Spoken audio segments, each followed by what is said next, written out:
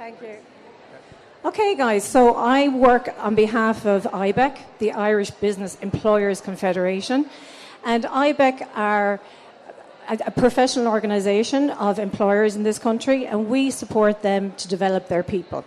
So the Engineering Skillnet is one of 70 skillnets, and to support what John said earlier on, the power of the skillnet is the network. And like the human brain, the size doesn't particularly matter, it's the quality and the strength of the connections, the neural connections that we have that matter. So John was perfectly right. This is your opportunity today to network, to establish connections that hopefully are durable over time. And he was also right in terms of forming good habits. So what are the learning habits we can form that will help us to support our careers?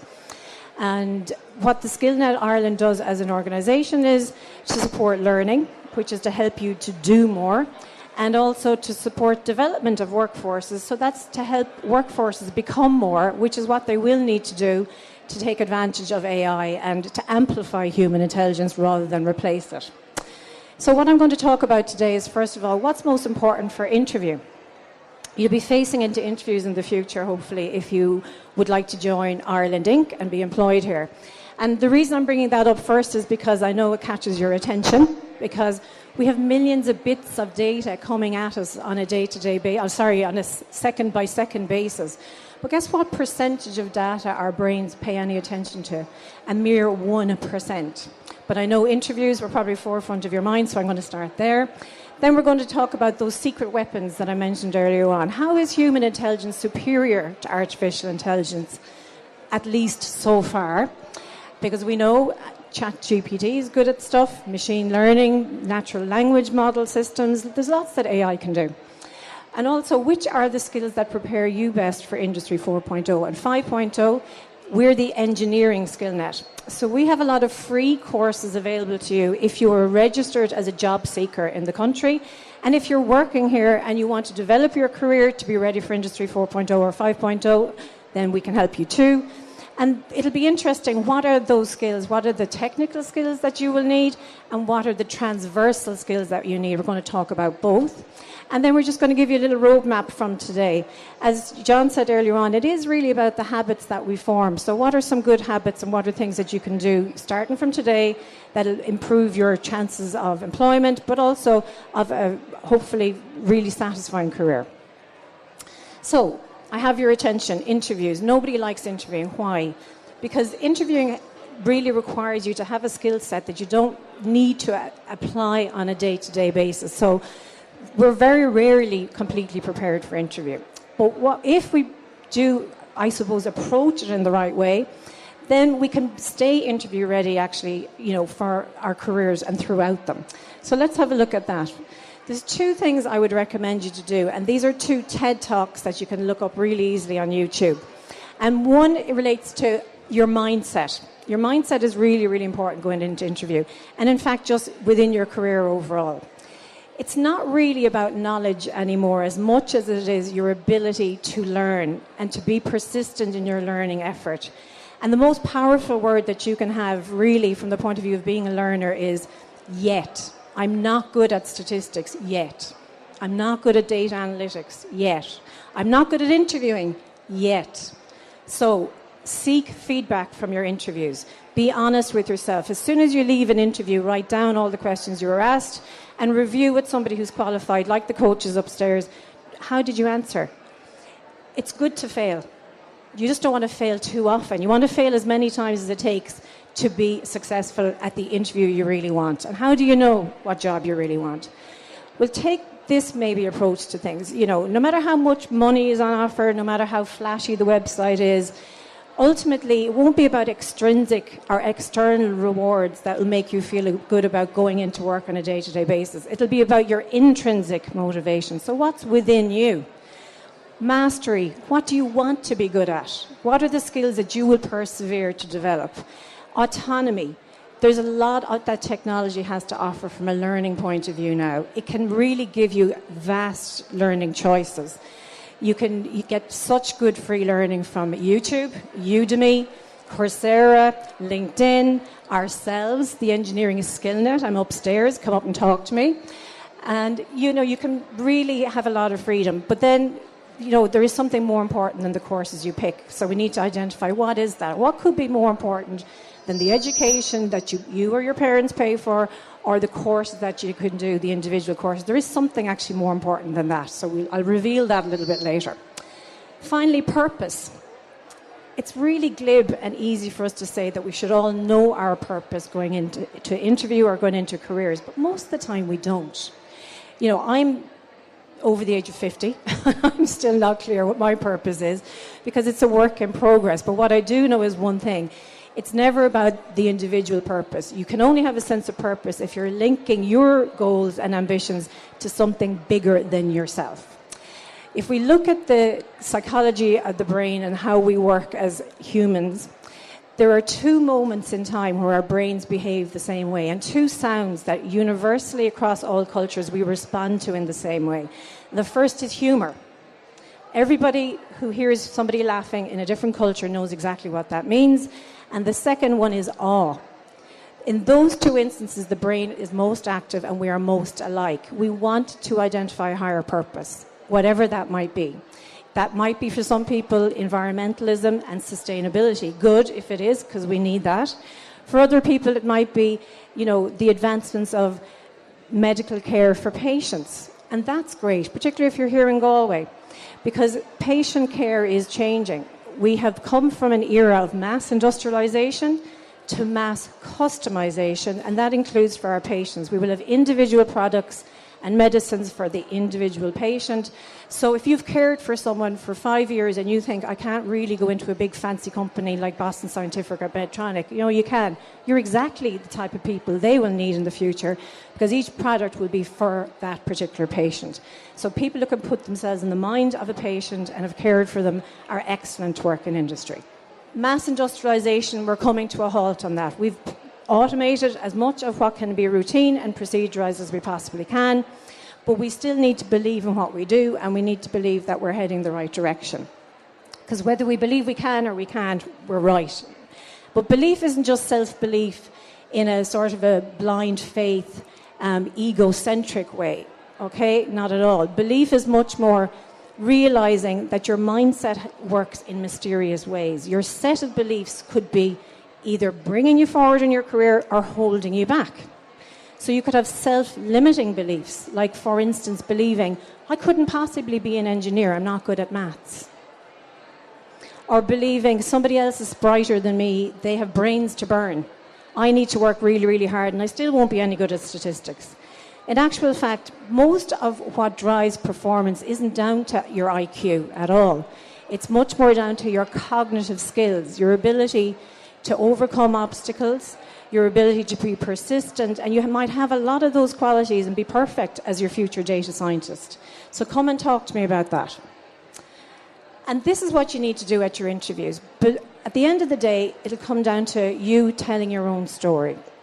That's actually what a curriculum vitae means, by the way, is your life story. But at an interview, it's really about 6 stories. So you need 6 stories that you feel you're confident in telling that demonstrate to someone, not that you should be good at, maybe it's problem solving, maybe it's your attention to detail, maybe it's your project management.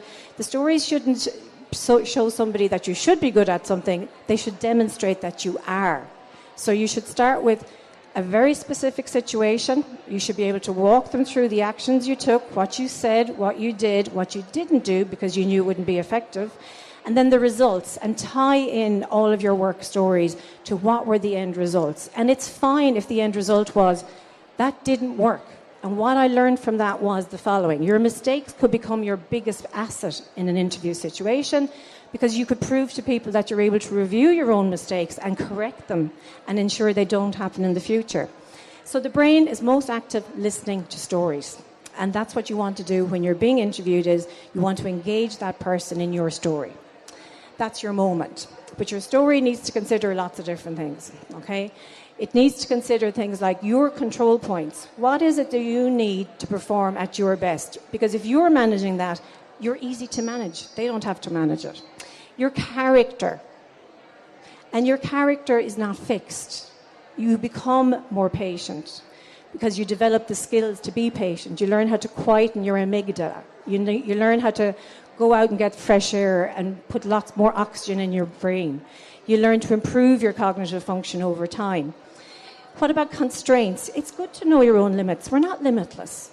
We're just human beings. We're not limitless. So if you know what's constraining, then you can work on that too, and you can realize, that you don't stretch yourself into something that's not actually going to work out with you. The worst thing that ever happened to me in my career actually was people thought I was far better than I was too early in my career, and they made me a manager, and I wasn't prepared for it.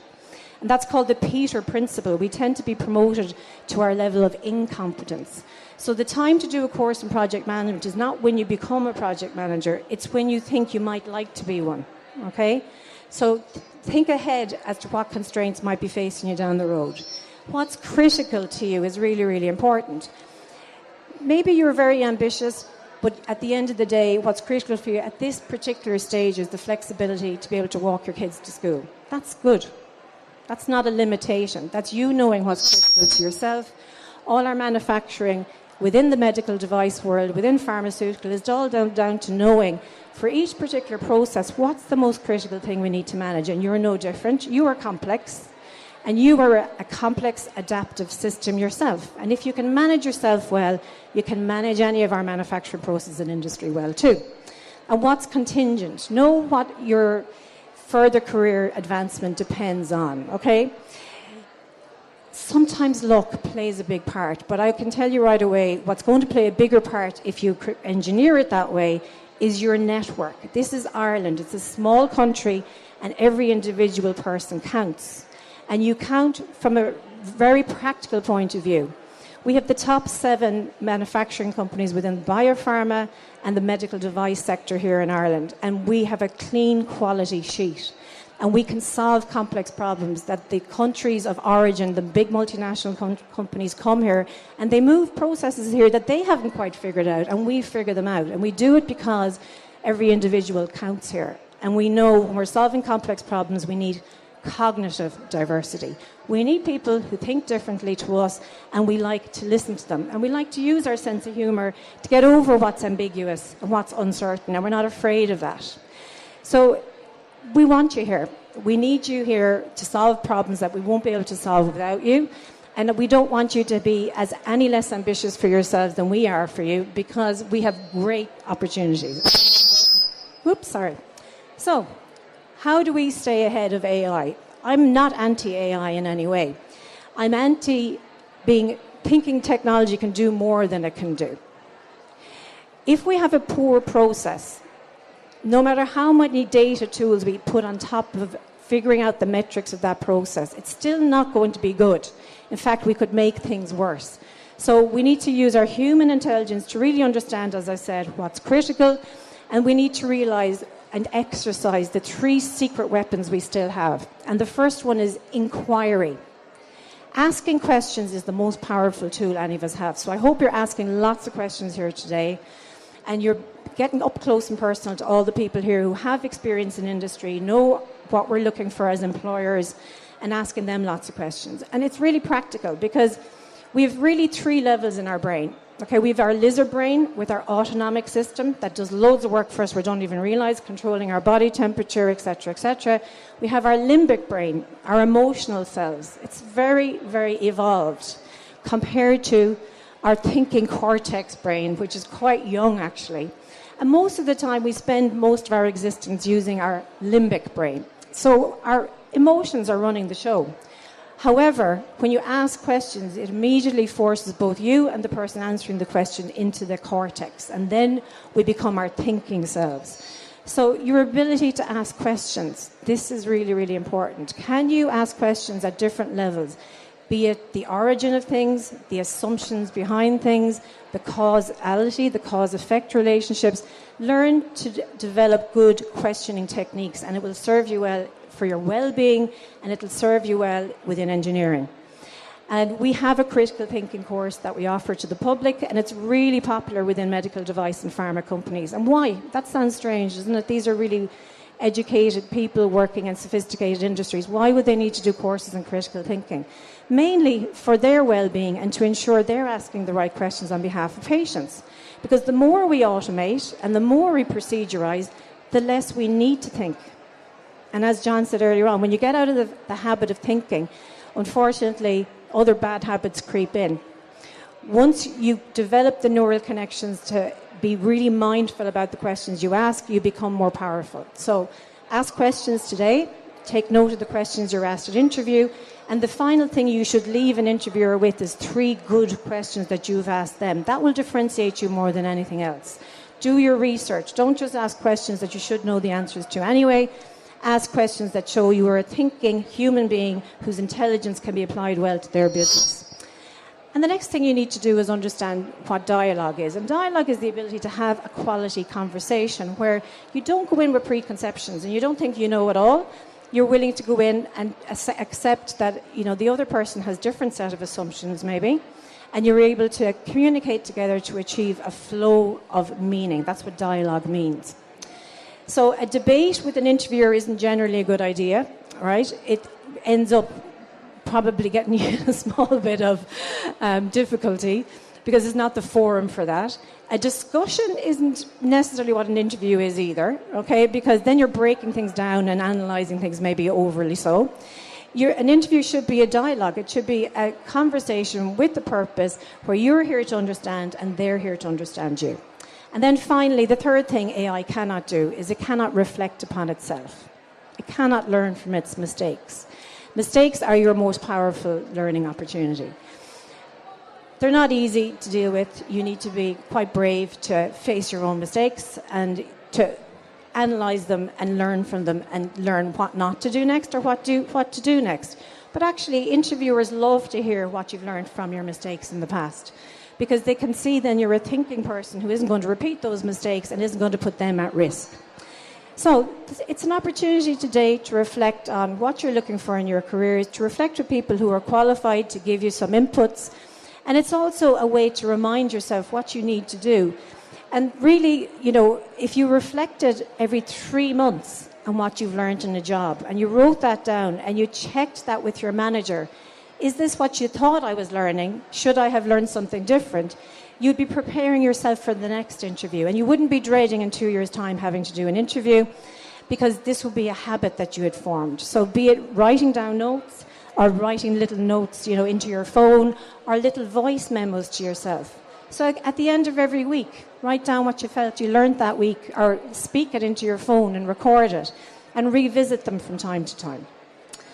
Okay, so what are your best learning options? I'm going to be biased here because obviously we're an Engineering Skillnet, so we're interested in people who want to work with engineering companies, and we're interested in developing you so you can become more in your jobs and be satisfied in your jobs.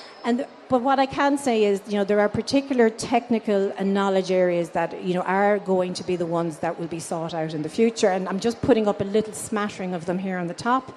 They're the ones that we provide courses in, so you can come and talk to me about those if they interest you. Fundamentally, though, your skills are nearly more interesting than your knowledge now, okay? Because we don't know what to prepare you for. That's been quite honest from a technical point of view. Things are moving quite fast. But we do know that whatever the technology or AI or whatever it might happen to be is, these skills on the left, your critical thinking, your design thinking, your systems thinking ability, your data literacy, we'll talk about that in a minute, and your digital literacy are going to be really, really important. And we also know that character is not fixed. We can develop character in ourselves and within our teams. If you're a manager, we can help people learn to be more resilient, to be braver in the choices that they make, to know how to balance risk. Actually, overestimating risk is as dangerous as underestimating risk. So our job on behalf of employers is to develop all of these 3 areas with you and for you. So I'll give you a few examples of how we do that. And if you don't believe me, you know, have a look here at the OECD and what they say are top 10 transversal skills, which are the skills that are most easily transferred from project to project are. And you'll see at the very top, the second one down, active learning. So that's a hint of what we need to work on the hardest, actually. We'll talk about that in a few... Oh, sorry. I did have that in the last slide and I forgot to mention it. I want to go back to that. 1 second. Okay, so this is 4-dimensional learning, and I forgot the 4th dimension. Apologies. The 4th dimension is your ability to learn and to improve your ability to learn over time. That's what you should work on the hardest. And that requires a bit of self-reflection, but also, you know, looking, when you're on training courses, realizing most of them can be customized around you. So learn how to make sure they're customizable to you. Okay, don't just go for off-the-shelf courses necessarily, or certified courses because the brochure looks good. Make sure that they're going to suit how you learn and know how that is and what that looks like. And as I said, there's the proof. It's the learning to learn and your active learning. Your fluid intelligence is really phenomenal if you know how to tap into it. So what are we looking for in our engineers? Okay, we're not looking for a lot.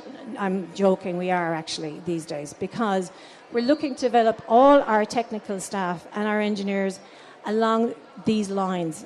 It isn't enough to have technical expertise in one narrow area anymore. We need people who at least have 2 areas of expertise, and we want those good, broad, transferable skills along the top. So you actually need to work just as hard on your communication skills as you do your knowledge of digital automation, vision systems, whatever it happens to be. Because if you can't communicate, being technically correct is pretty much irrelevant. Nobody's going to pay attention to you. And how do we communicate? Well, badly most of the time, because most of us aren't great listeners. We're, you know, either good talkers or good listeners. I should probably correct that, okay? So we're either good at listening or good at talking. And the people who are good at listening sometimes get overlooked. So they need managers that can identify them and can invite them in to contribute. And we also need to realize that listening is a skill that's really difficult to master. It's not easy. So it takes repeated habituation of listening and understanding what's the difference between listening and active listening. And how do we listen to ourselves? As I said, it's our belief in ourselves that's most powerful of all. It's that self-talk we need to listen to. So if you're saying to yourself, I'm not good enough, well, then you need to tackle that. If you're saying to yourself, I don't belong here, I got my science degree, but I'm not really a scientist, well, then you need to tackle that. Or if you're saying, I'm not going to survive this, industry is too challenging, they're all self-limiting beliefs that it's up to each of us individually to listen to our self-talk and then figure out, okay, I'm not here on my own. I've got the Engineering Skillnet upstairs. I've got my manager. I've got my peers. I've got people I graduated with working in totally different industries. What do I need to go and find out so I feel I am good enough? And what do I need to develop to realise I do belong? And what do I need to see and what support do I need from my employer and my manager to know I will survive this? Because it's tough out there. When we automate all the straightforward stuff, what's left is challenging and complex.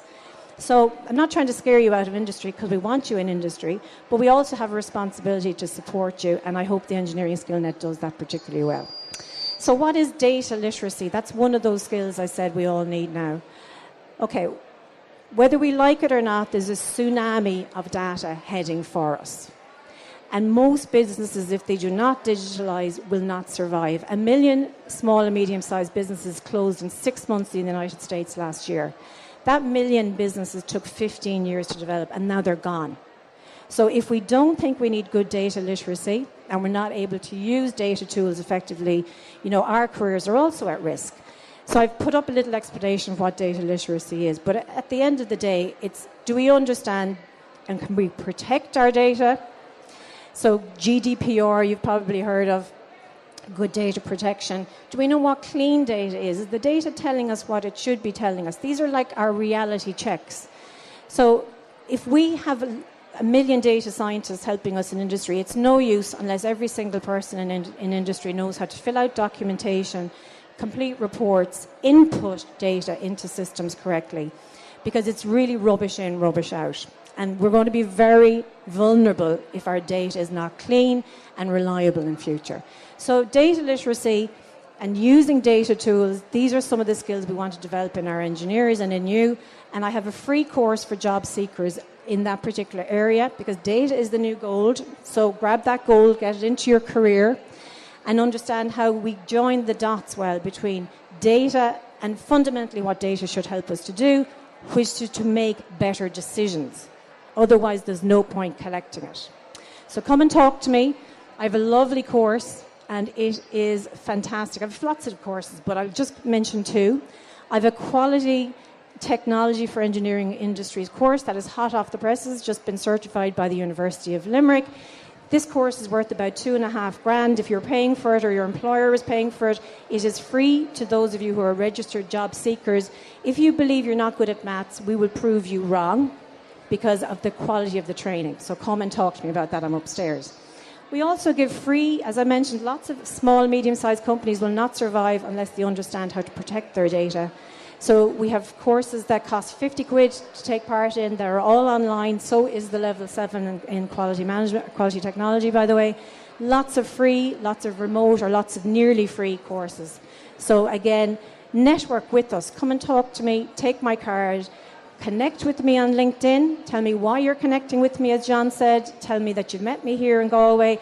And we will become part of your network. We are here to support you. We need you. So this is the course. Come and grab a brochure. We have brochures upstairs on our critical thinking course. If you're an employer or a manager, is there anyone on your course that on your team that you don't need to be a good critical thinker? Well, then don't come and talk to me. But if you want good critical thinking, where people will question the logic of things and will be able to persuade other people by their logic and not their own, by other person's logic, well, then we have great upskilling for you. So thanks, guys. All of your learning choices, by the way, try and make sure they're high impact and that the learning lasts. Those of us who grew up in a digital world, we're used to processing information really, really quickly. But fast learning is not durable learning. Your brain needs breaks. It needs to parse information. Information needs to be chunked down for you. So becoming better at learning is your secret weapon for your careers. Learn to learn better, and your career, I have no worries about your career whatsoever. So, you have a purpose, we have a purpose, and we need to bring those things together. So come and talk to me about that if you feel you'd like to work in Ireland within industry. There's a lot of choice out there. It can be very confusing, I know, but you now know what your secret weapons are. You ask questions, you engage in dialogue, so you're open to other people having different points of view to you maybe.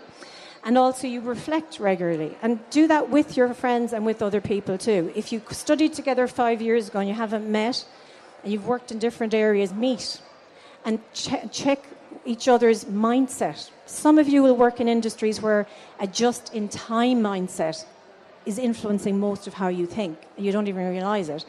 Others will be in sectors like medical device where a just-in-case mindset has started to inform how you work. So you need to be able to compare these mindsets by getting back together and checking, what's your shared understanding on things. So human intelligence can stay ahead of artificial intelligence, but we need the right belief. We need to be able to believe we can do that, and we need the right mindset. So I'm really looking forward to meeting you all. I'm upstairs for the next few hours. And come and talk to me. And if we keep talking to each other, we will stay ahead of the AI world. Thanks, guys. Okay, everybody, can we have a quick round of applause for Fiona? Thank you very, very much.